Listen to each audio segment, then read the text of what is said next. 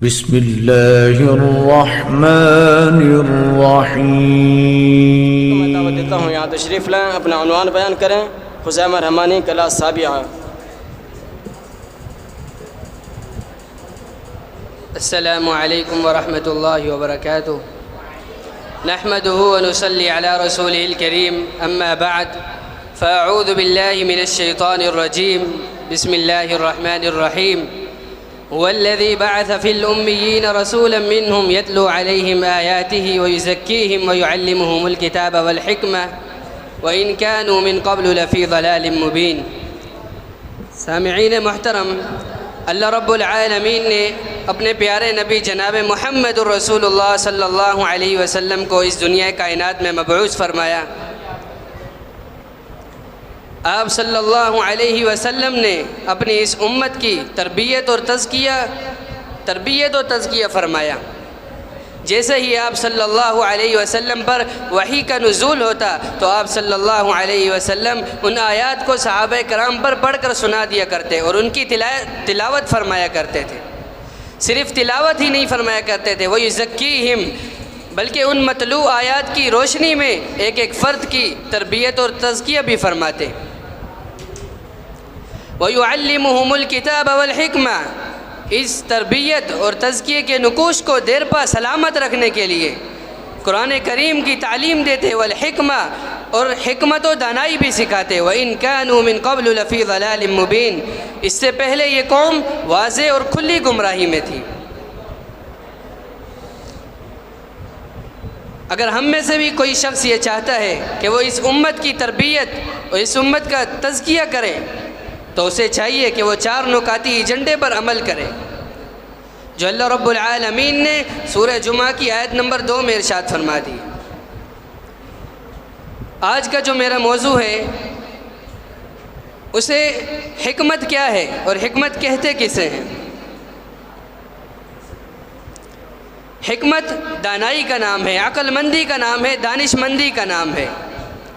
اس لیے علماء امت نے حکمت کی تعریف کچھ یوں بیان کی ہے، کل کلام وافق الحق فہو حکمہ، ہر وہ کلام، ہر وہ بات جو حق کے موافق ہو اسے حکمت کہتے ہیں۔ قرآن مجید اللہ رب العالمین کی سب سے مقدس ترین کتاب ہے۔ اس کتاب کو پڑھنے سے ہمیں معلوم یہ ہوتا ہے کہ حکمت کے 5 بڑے معانی ہیں۔ پہلا معنی اصابت الرائے، صحیح ترین رائے کو اختیار کرنا۔ اللہ رب العالمین نے ارشاد فرمایا، یؤتی الحکمت من یشاء ومن یؤت الحکمت فقد اوتی خیرا کثیرا۔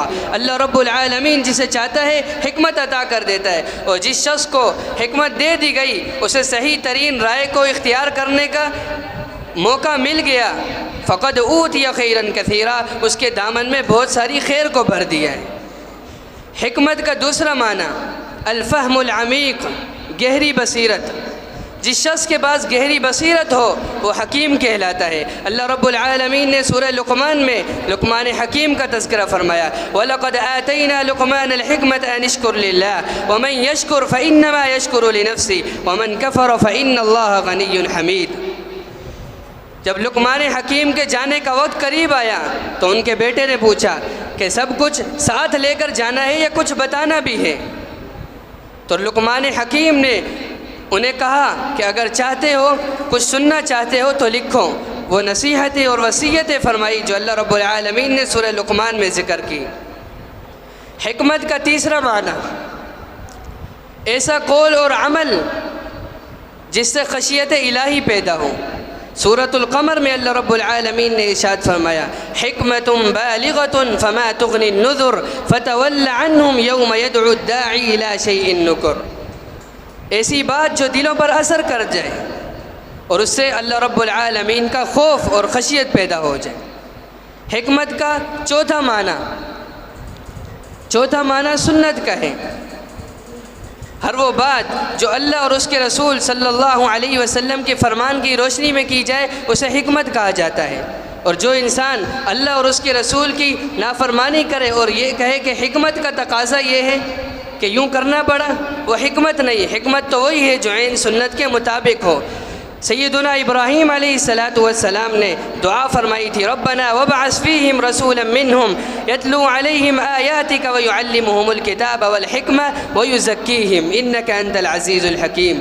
اے اللہ، اس قوم میں ایک ایسی ہستی رسول بنا کر بھیج دے جو تیری آیات کو پڑھ پڑھ کر سنائے، کتاب کی تعلیم دے، حکمت و دانائی سکھائے اور ان کا تزکیہ بھی کرے۔ معلوم یہ ہوا جو چیز سنت کے عین مطابق ہو اسے حکمت کہا جاتا ہے۔ حکمت کا پانچواں معنی نبوت کا ہے۔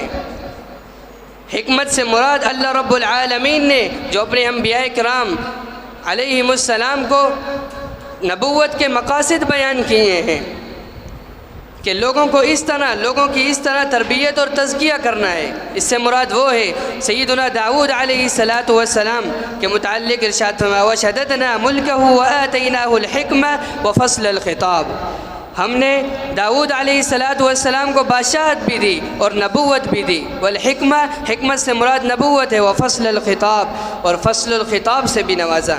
اللہ رب العالمین سے دعا ہے کہ وہ ہمیں بھی حکمت، دانائی، عقل مندی، دانش مندی، فہم و فراست نصیب فرمائے۔ آمین۔ وما توفیقی الا باللہ، والسلام علیکم ورحمۃ اللہ۔